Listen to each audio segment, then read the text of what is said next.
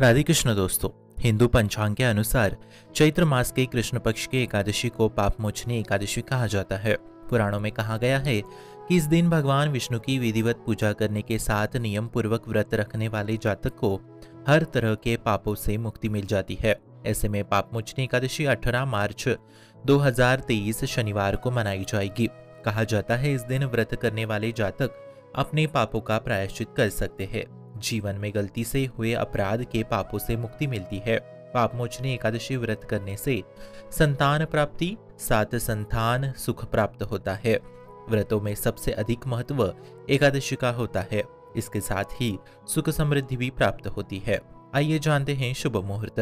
प्रारंभ हो गया एकादशी का 17 मार्च 2023 को दोपहर को 2:06 से और समापन होगा 18 मार्च 2023 को सुबह 11:13 तक। व्रत का पारण समय होगा 19 मार्च को सुबह 6:25 से सुबह 8:07 तक। आइए जानते हैं महत्व।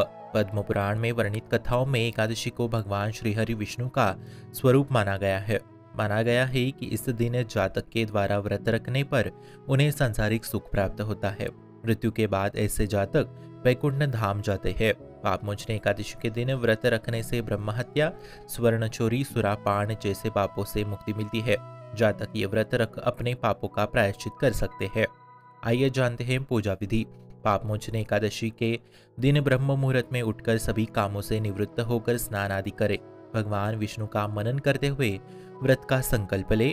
इसके बाद पूजा आरंभ करें। भगवान विष्णु को जल, पीला फूल, माला, पीला चंदन, अक्षत आदि चढ़ाए। इसके बाद केला सहित अन्य भोग लगाए और तुलसी दल चढ़ाए। इसके बाद घी का दीपक और धूप जला ले। फिर मंत्र के साथ एकादशी व्रत कथा और विष्णु सहस्त्रनाम का पाठ करे। इसके उपरांत विधिवत आरती कर भगवान विष्णु का ध्यान करे। इस दिन रात्रि में जागरण कर श्री हरि की उपासना करने से पाप का प्रायश्चित कर सकते हैं। दिन भर एकादशी का व्रत रखे और द्वादशी के दिन पुनः पूजा करने के साथ ब्राह्मणों को दान देने के बाद व्रत को ले। आइए जानते हैं व्रत कथा। कथा के अनुसार एक बार च्वन ऋषि के पुत्र मेधावी वन में घोर तपस्या में लीन थे। तभी उस समय मंजुघोषा नाम की अप्सरा वहां से गुजर रही थी। तभी उस अप्सरा की नजर मेधावी पर पड़ी और वह मेधावी पर मोहित हो गई। इसके बाद अप्सरा ने मेधावी को अपनी ओर रिझाने के लिए कई प्रयास कर उनकी तपस्या भंग करने लगी। मंजुघोषा को ऐसा करते देख कामदेव भी उनकी तपस्या को भंग करने के लिए मदद में जुट गए। इसके बाद मेधावी मंजुघोषा की तरफ आकर्षित होकर भगवान शिव की तपस्या करना ही भूल गए। समय बीतने के बाद मेधावी को जब अपनी गलती का एहसास हुआ तो उन्होंने मंजुघोषा को दोषी मानते हुए उन्हें पिशाचनी होने का श्राप दिया। अप्सरा ने अपने द्वारा की गई गलती की क्षमा मांगी। अप्सरा की क्षमा याचना सुनकर मेधावी ने मंजुघोषा को चैत्र मास की पापमोचनी एकादशी के बारे में बताया।